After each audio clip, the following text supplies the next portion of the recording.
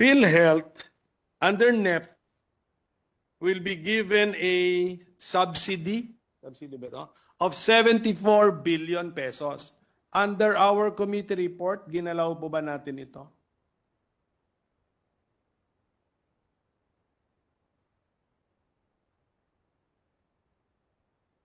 $74 billion? Subsidy ba tawag yan? 5.7 ang ating was realigned to the DOH, Mr. President. Yes, okay. So it's still with regards to health, but we realigned 5.7 to the Department of Health, particularly in-increase natin yung lung center, yung kidney institute, yung Philippine Children's Medical Center, at saka yung Philippine Institute of Traditional Alternative Healthcare. Yes, linipat yung 5.7 doon. Opo. Pati Pero, health center. yes, but ito yung question ko po eh. Sa NEP ay 74 billion. Therefore, si DBM must have used a formula or followed some mandate by under law to compute the 74 billion. Yes. Paano po ba how did DBM arrive at the amount of 74 billion pesos to be given as subsidy to PhilHealth? That's a good question. This is a good learning experience for all of us. The subsidy for health insurance premiums of the following 6.6 million indigent members identified under the National Household Targeting System, for the poverty reduction, 4.15 million senior citizens pursuant to RA number 10645 or the Act providing for the mandatory PhilHealth coverage for all senior citizens, 360,995 financially incapable point-of-service patients covered, 54,951 persons with disability, and enrolled yon, and 25,512 families under the Pamana program. Yes, thank you for that. So yan yung parang raw numbers ginamit ng DBM to arrive at 74B. So how did you arrive at so the total number you multiplied by a certain amount to arrive at 74B? May we know? We're getting the total what number. formula did we use? Kasi ang next question ko, Madam Chair, is kung may formula yan at yan ang na-yield na amount, pwede ba natin bawas-bawasan lamang? Ibig sabihin nun, may maapektuhan. Well, technically, may maapektuhan kung walang reserva yung PhilHealth. Yun nga, meron silang 500 na hindi nga namin alam ba't hindi nila ginagamit. So, sige, yung formula muna, ma'am. At merong... So, kunyari, yung suma total ng 6.6 million, 4.15 million, 360,000, 54,000, 25,000 families. Isusuma total sila, then times a certain amount? So it's times 5,000 pesos. Times 5,000. So itong mga nabanggit natin na numbers, times 5,000 yun. Like ilan sa PWD, ilan dun sa senior citizens, ilan yung indigent senior citizens, times 5,000. So 5,000 would be their annual. Annual na po yun? Annual premium rates. Contribution nila being considered as indirect contributors, gobyerno ang sumalo. So and then that formula we reached 74 billion. So if we reduce the amount, if we touch the amount and reduce it, are we not now affecting the number of members that we are enrolling as indirect contributors? No, because of the reserve that they have. And the universal coverage.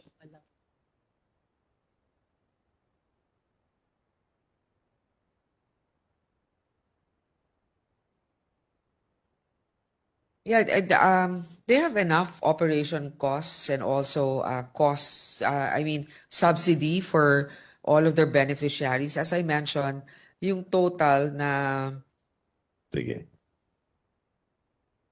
so it's about 74.4 billion, no? Mm-mm. Even if it was less, for example, even if it was less than that, remember the reserves is like 500 billion. So if we do this and we increase it every year, even a partial amount that we add, it will certainly cover the required subsidy for the PhilHealth. No, that is the per head approach. Ginawa nyo, ganyan yung, but what if we apply what is in the law? For example, Section 288A of the NIRC, hindi ba nakasulat dito that revenues from excise tax on sugar sweetened beverage, alcohol, tobacco products, and heated tobacco products and vapor products, etc., 50% of the total revenues collected from excise tax on sugar sweetened beverages shall be allocated and used exclusively for the following: 80% to PhilHealth for the implementation of the Universal Health Care Law, and then 50% of total revenues collected from excise tax on alcohol products shall be allocated and used exclusively to the following: 80% to PhilHealth for the implementation of the UHCA. So what if we don't use the per head approach but use this approach? What would be the amount which should have been given to PhilHealth, Mr. President? If you follow the law, it should be 69.8 billion. Actually, 74. Allocation 74. In NEP, yes, in NEP. Yes. Sean has a surplus of 4.6. So that is the, yes, please make it a Yes. record. So the NEP allocation has a surplus of 4.6. So that means that the economic managers have the figure for the total revenues collected from excise tax on sugar sweetened beverages. May we know the amount? What is that amount? Take note.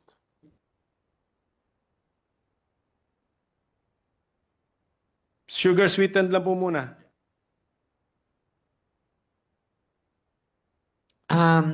Sweetened beverage 18.7. May we know the total revenues collected from excise tax on alcohol products?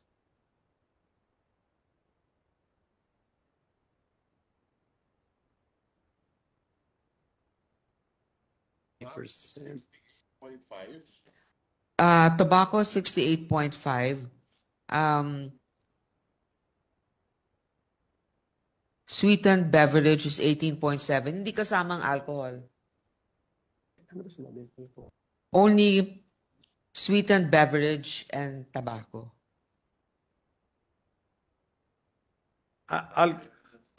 Excise tax on Those two. alcohol products are not a portion of this is not meant to fund universal health care. Check nyo nga, check. We're checking just to be certain. Okay, so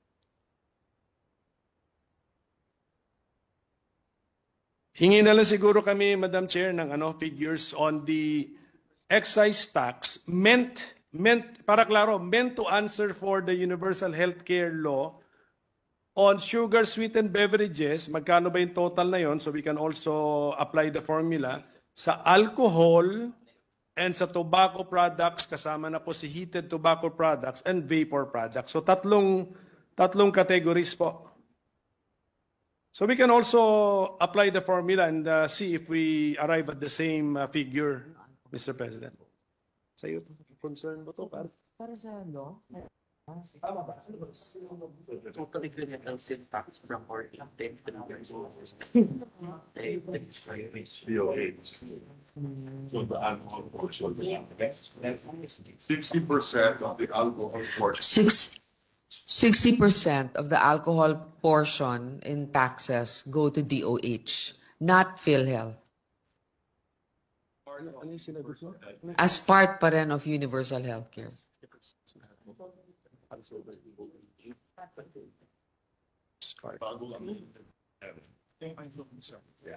Okay.